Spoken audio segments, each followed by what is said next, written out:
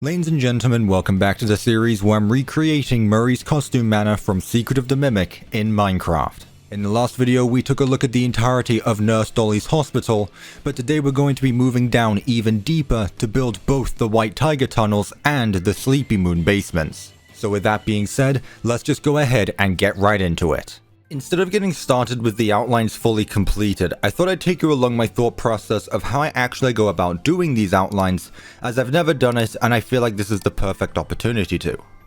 So the first thing I'm going to be working on is the tiger tunnels, but before I even start placing any blocks, there's a few things that I need to consider first. The first and most obvious one is that the tiger tunnels aren't actually connected to the MCM, and instead use elevators that teleport the player somewhere completely different. That way the basement doesn't collide with anything else underneath the build. Now, I got a lot of comments in my last video suggesting that I could just move the doll hospital out of the way. However, the problem with that is that the doll hospital is the only basement that has direct access to the MCM via this staircase right here. If I were to move the doll hospital, I would have to disfigure the staircase or move it in a way which wouldn't align up to what we see in game. So the doll hospital has to stay exactly where it is. So the obvious way to work around this is just to build underneath the doll hospital. That way it doesn't get in the way of it, and because we don't actually see how the layering of the basements match up in game, I can get away with building it wherever I want to. So now that I know where I'm going to build it, now I need to actually decide which one of these outlines I'm going to start at, as the tiger tunnels do have two different access points, however they don't actually align up. I'm going to bring up the in-game map of Secret of the Mimic right now, where you can see this is the elevator we use to go down to the basement, and this one right here is the one we use to go up. However, like I mentioned, this is not connected to the MCM, which is actually over here, and if you pay attention to the rotation of the elevator, you'll notice how it doesn't actually align with where the elevator that leads back up to the retail showroom is. That elevator is all the way over here, where not only does the rotation of the elevator not match up, but also the positioning of the elevators themselves don't align up in the slightest. So now that I know where the outlines are going to be built, now I can actually get started making them, where here you can see what I've done with about 20 minutes worth of progress. The tiger tunnels are once again another area that interconnect to themselves, with that main area being this entry hallway right here, where a staircase leads to an entry doorway as well as an exit doorway. However, if I were to do this entire hallway all at once, I would both have a definitive place for the entry door and the exit door, meaning the rest of the tunnels would need to be built around these two entry points. So instead, what I'm going to do is do half of the hallway, then work on the tunnels themselves, make my way all the way around, then finish up by connecting the last half of the hallway here. Next is actually getting the outline of the tunnel itself figured out, where I've started by getting the width of it as well as the height of it. That way I have two borders to work with and can now focus on keeping everything contained within these two walls. Now sometimes it can be difficult to figure out how wide a room is supposed to be, but luckily once again Secret of the Mimic does things really well, where this center wall right here that separates both of the tunnels is actually directly aligned with this middle wall that separates the two sides of this hallway here. The same thing goes for the other wall, where it's basically aligned up with the end of this hallway right here, so I can go ahead and focus on everything being inside this single space. However, this is going to start getting more difficult the deeper we go into the tunnels, as there starts to become less and less props scattered around the place, which can make it difficult to know how far away an object is supposed to be from each other. So this is once again where you need to find a source of reference to follow, whether that be the outlines at the very start of the build like this doorway right here which I've already outlined, or you can try and eyeball it, but that risks the chance that the build isn't going to be as accurate as it could be. However, I did get lucky once again and I found a very reliable source to follow from, with that being these support pillars. As you can see, if I go above the build, each one of these pillars is the same distance away from each other to form a square, meaning it's going to form an even larger grid if I take a look at it from even further up. So now back in Minecraft, all I need to do is figure out the distance between them all, now that I know that each one is the same distance away from each other. So for this build, I made them 9 blocks away from each other, so from there I can now continue this pattern throughout the rest of the tunnels, and will give me an idea of how long they're supposed to be. A few hours later, and now the outlines have been fully completed, where the last clip was recorded at 10:30 in the morning, and it is now 2:45 in the afternoon, so it does take time to figure out. However, the preparation is definitely worth it, as it saves a lot of headaches if I need to change something later on. Now, speaking of headaches, the first part of the tunnel was very simple to figure out, as it's basically just a bunch of pillars with nothing in between them. However, you can see the second tunnels is where things start to get a bit different, as this is almost a maze-like in its layout. Other than that, all of the other rooms have been added, like this hidden room with the Mimic's blueprints, as well as this smaller warehouse over here with a few mascot costumes, which then of course leads to the exit hallway, which I actually got lucky, I didn't need to move it, and it directly connects to the staircase that leads to the elevator to go up to the quote-unquote retail showroom actually underneath the loading bay. As for the Sleepy Moon basement though, this is the elevator we used to go down to the basement, which, like I keep mentioning, especially in the last episode, is nowhere near where we see it positioned in-game. The big sphere used to be hanging up in the Storytime showroom, then it crashed down through the floor and through the theater, where we would be able to see the basement from this perspective. However, if we go behind this black void here, you can see that the nurse hospital is in the way of it, which is a big problem considering that I'm not able to move it. So not only am I going to need to figure out a way to still see the basement from this perspective, but the basement itself is actually going to be on the complete opposite side of the build. A few hours later, and now all of the outlines have been fully completed, and I must say this was completely different than outlining the tiger tunnels, as the geometry of the build is completely different. The tunnels all take place inside a giant rectangle, and though this is still somewhat of a similar mess to the maze layout from over here, there's lots more natural twists and turns all over the place that make this just as messy and confusing as any other outline. Like I mentioned, this build is nowhere near where it's supposed to be. Again, the theater is all the way over there, and this white outline right here is the moon sphere itself. Now, though I could technically rotate this 90 degrees to face this way if I really wanted to, it still wouldn't fit underneath where it's supposed to be, and of course the doll hospital is still in the way of it. But with all of that being said, that now finally wraps up all of the outlining to do with this part of the build, meaning the next thing to do is to actually get started on the build itself. Hopefully I was able to make some sense with what I was saying about the outlines, as I know everyone has their own personal preference of doing things. You don't have to outline a build after all, it's just something that I like to do, and because I've been doing it for so long now, I'd like to say that I at least think I know what I'm doing when it comes to projects. I don't consider myself a professional, I don't consider myself to be better than anyone else, I just do things because they work for me, and if the ending result is the way I want, who cares the way I do it. But just because I'm doing things the way I want to, doesn't mean that the build is necessarily going to agree with me as I'm doing it.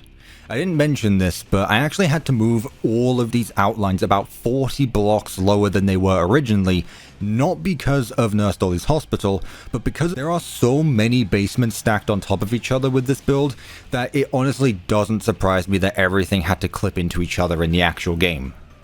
For example, this is all the way down at the bottom floor now, so if we're looking at everything from a side view, the tiger tunnels are going to be at the very bottom, then the moon basement is going to be directly on top of it, literally right above the ceiling, then above that is going to be R&D most likely, then we have Nurse Dolly's hospital, then we have the actual MCM facility. It's one thing to move around outlines or smaller parts of the build, but it's another thing to actually move the entirety of an area around. The only experience I'd say I really have with that is with my original PizzaPlex, where if you've been on my channel for a long time, you'll probably know where I'm going with this. Where I had to move the West Arcade up by 10 blocks just so that Bonnie Ball could fit under it, because I misscaled the size of the West Arcade. It was much bigger than it should have been, and Bonnie Ball wasn't able to connect to Fazablast properly because they were overlapping with each other. With this though, I feel like I have an excuse, as since it doesn't actually connect to any other area, it's not going to get in the way whenever I build another one of those basements.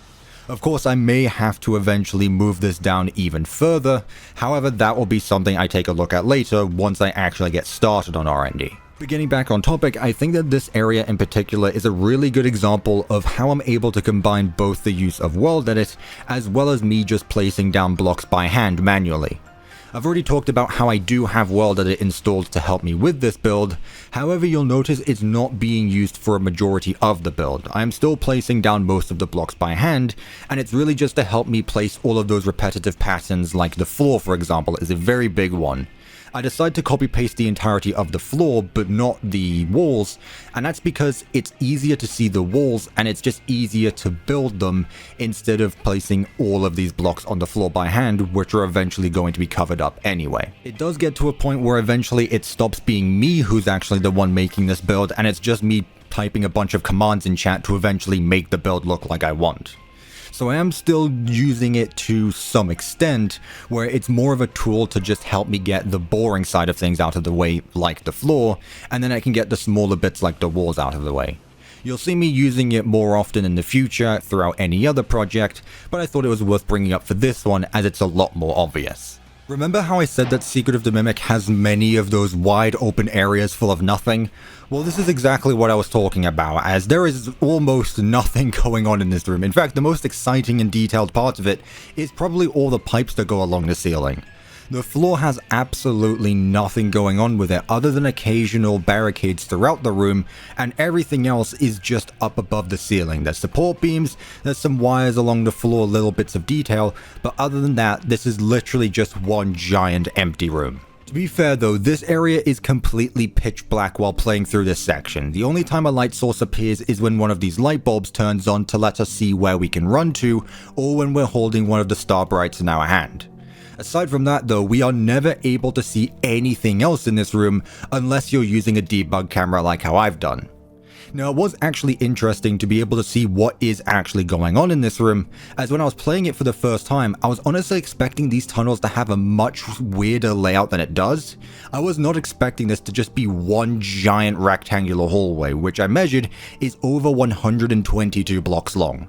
I did not think these hallways would be that long, but here we are, and it is a very simple design box with nothing going on inside of it. Now, this is only room 1, and there are multiple other ones throughout this build. So if we go through this walkway here, this is where we pick up the first star bright, then make our way down this long tight corridor, which is only 1 block wide, before then making it to the next part of the build, which is where things start to get a lot more complicated, as now we enter that maze layout that I was talking about earlier.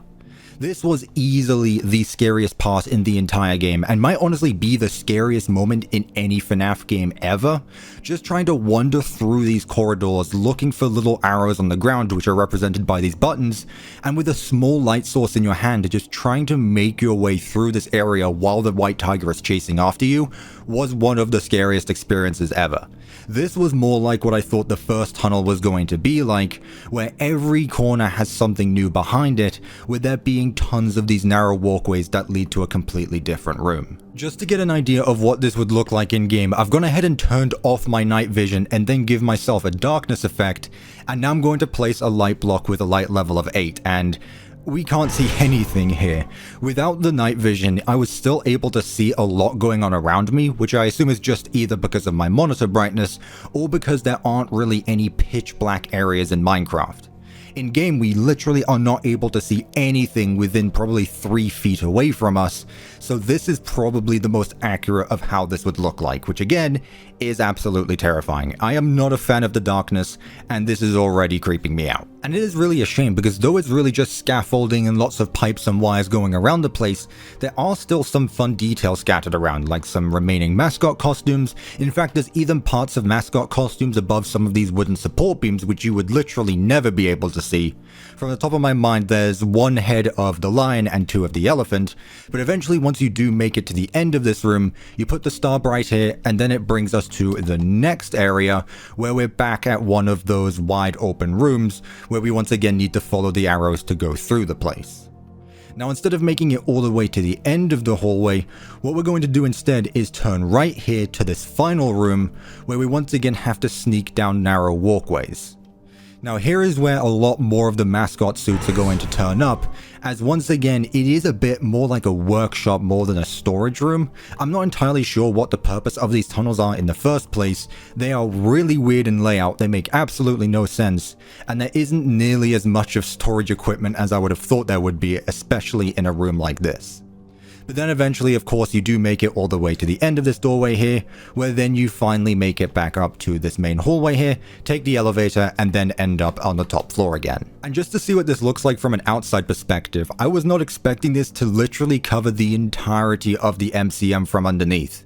When I said it was 122 blocks long, not only was I not expecting it to be that long in the first place, but just seeing it underneath the physical build really shows you how it spans across the entirety of the factory. The only thing is that it's just a shame that it doesn't actually properly connect back to the MCM. I'm not going to let this go.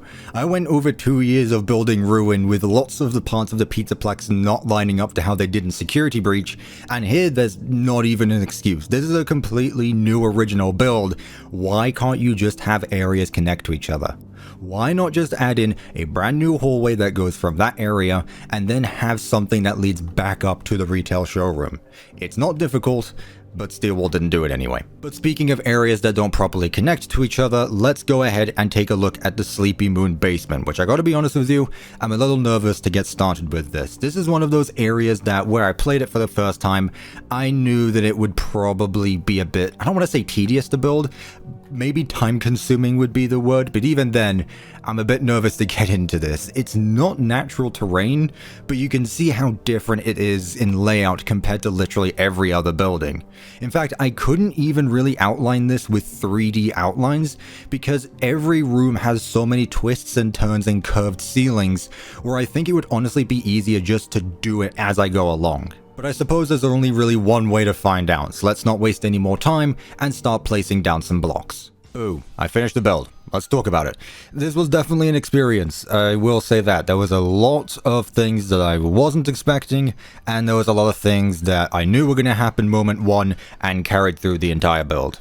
The first and most obvious one is the color scheme of everything. It is very different throughout the place, but while I'm here, I want to talk about the Sleepy Moon itself, the giant sphere that has crashed down all 3 stories. There's occasionally one thing that I always need to model of a giant structure. With Security Breach, it was the statues. With Ruin, it was the Glamrock Freddy statue in the middle server room. And here, it's the giant Sleepy Moon head. And every time, I feel like I struggle more than I do. I don't think I did a bad job here. I honestly am really proud of how it turned out, but I think it's one of those situations where you might only be able to tell what it is if you know what you're looking at. It's very difficult working with spheres, I think, especially when it's all run down. I need to both mix a bunch of textures together, add in some withering, while still making it look like a sphere with facial features to it. You know, there's 2 eyes, there's a nose, there's cheeks, it's got a smile, all of that in a small scale while also making sure it actually looks like what it's supposed to look like is a very difficult challenge. But again, I'm glad I did it because it is still fun every time. I always like trying something new, and it's nowhere near as big as the other things. So I don't think it was nearly as challenging, but it was still a bit of a challenge to put together, so I did enjoy that. But looking at all of the hallways here, this place is once again really weird. I have no clue what the point of this is supposed to be, but I'm not here to theorize. I'm here to take a look at it and say, why are there so many colors? This place is split up into 4 quadrants, I would say. One of them being blue, one of them being green, one of them being purple, and the other one being an orangish brown. Now that might not sound like a problem, it's just a very colorful basement, but the problem is where there aren't those types of blocks in Minecraft. I talked about this with the main warehouse, where Minecraft doesn't have every block with a certain texture. So for example, I can't just use bricks because it's not the right color, but so I need to find colored blocks that look like what I'm trying to recreate. For example, with these orange hallways, it's easy because brick blocks are obviously orange, and I can also mix around some granite and some mud to give it some texturing. But when it comes to like the purple, blue, and other colors, I need to be a bit more creative to find ways to actually give off the texture while also being the color that it's supposed to be. And here I found it a lot more difficult than the warehouse because it is a lot more colors while also being more run down. It is way more run down. You can see that the bottom of every wall has a mix of white stains to them where I've used some calcite, some quartz bricks, and some diorite. That way it has a bit of polish to it, but it also still has some grime from the darker side of the textures. This was very messy, not just in the blocks, but also the layout of it. Just like with the outlines, I struggled finding a place to go, I struggled to find a place to go to next, and even getting the replay was just as messy. If I had to describe this build in one word, it'd absolutely be messy. There's just so much going on. I don't even know how I'm going to be able to do the comparison at the end of the video. It might honestly just be easier to walk through the place. Shockingly, this didn't take nearly as long as I thought it would. Now, with that being said, 5 hours is still a lot of time, but when it comes to these Minecraft projects, at this point, I fully expect anything from within 7 to 10 hours. But with that being said, this build is now completed. We finished another part of the MCM, and I want to start out by taking a look at this guy, because he is the main focus here, the giant moon sphere. And like I mentioned, it is actually supposed to be a face. It isn't just a sphere, otherwise I would have just, used World Edit to make a sphere, then textured a bit, but there is actually a lot more going on. From this angle right here, if you couldn't tell if my building skills are really that bad, we're looking at it head on, where these two diorite staircase circles are both the eyes, this is the nose, this is obviously the mouth, and then the two cheeks on either side. Again, what made this even more difficult that I didn't even mention during the time-lapse is that not only is it a sphere, but it's also angled in a weird way. It's not just facing forward, it is facing off to the side, which made my life just so much easier as I was building it. But at the end of the day, I think I get the idea across. I think it looks really well, and of course, we are able to go inside of it, where there's still even more scaffolding, wires, and other pipes around the place. But then this is where we would get the present, get David's ball, and then we'd be able to get out of this place. So I guess the best way to go about this is to literally just walk through the place. I mean, this isn't really one room, or I guess if you really wanted to be like that, you could say this is all one giant room, and it's really just a bunch of hallways that go from one section to the other. Again, just like with the tiger tunnels, we're not really supposed to be able to see anything that's going on here. Our only source of light are all of the night lights around the place, or the moon if he gets in radius of us. Throughout the place though, there's plenty of hanging wires and other distractions. There's a new design for the locker right here, so instead of the more grey one, this one has more rust to it, so it's a different design this time with some brown added to it, so just so that way it looks a bit more run down compared to the others. But as I'm walking through the place, you can see the different blocks I used for each of the different segments. This one right here is the purple section, this one right here is the green, where once again, since there aren't really any green bricks in Minecraft, I have to make do with a similar block palette to how I built the nurse hospital actually. There are occasionally some one-off hallways as well where it's just some wooden planks and a dirt path, which is nice to mix it up a bit before then going back to the weirdly colourful rooms. You're not used to seeing basements be this colorful. Usually they're dark and gloomy, so it's really weird to just turn a corner and all of a sudden you're in a bright blue hallway. But not only was the block palette a bit difficult at times, but so was the actual shape of each room, because not only are all of these hallways angled and have different turns and twists, but there's also some angled ceilings. Like right here, it's not just a flat ceiling, instead it has a slope to it with support beams on either side as well that follow up to the ceiling. So you can see as I go around the place, pay attention to the ceiling as it does change in its own shape as well. It's not the same throughout the entire building, and sometimes there's even pipes that cover up the whole thing, so it can be really difficult to add in all of those details while also making sure that the build is actually in the right shape. But let's now go back to taking a look at the sinkhole, as I do actually have a few ideas on how this is going to work, and you're gonna have to listen out on this. Because they're nowhere near each other, I'm going to keep on going about it whether you like it or not, I think there's only one way to really make it so that way we can see all the rooms across from each other. And that is by actually copying the build and putting it above this one. So for example, I can just take the theater and the sleepy time showroom and just paste a copy of it right here. That way we see all three rooms that's done and dusted. The problem with that though is that if there's any other basements that get in the way of it, I'm then going to have to change it whenever we get to a different area. Especially over here, it's going to get difficult as I can't just do the same thing again and copy this entire basement and put it underneath the theater, as obviously we have the doll hospital in the way. Now that's where I have a bit of a silly idea, but what if I were to remove the entire doll hospital by using the clone command, and then clone the main room of the basement to be there instead, that way we see all 3 rooms.